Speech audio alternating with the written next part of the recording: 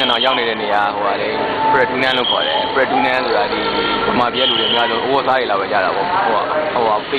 ပီနိုင်အိတ်ခွန်နေတယ်အများကြီးပဲဒီကားနဲ့အဲ့ဒီခုမြင်နေတဲ့ဟာဟိုပေါ့ဘိုင်ယုတ်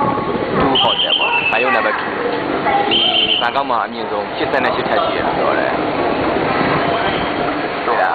အဲ့ဟိုတိုနီဝါကာတစ်စိတ်ကြီးနဲ့88ထပ်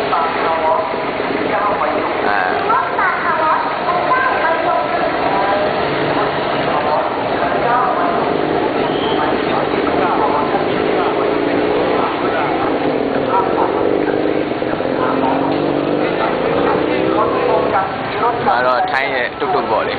တုတ်သိမစင်နေတာအသေးကြီးတယ်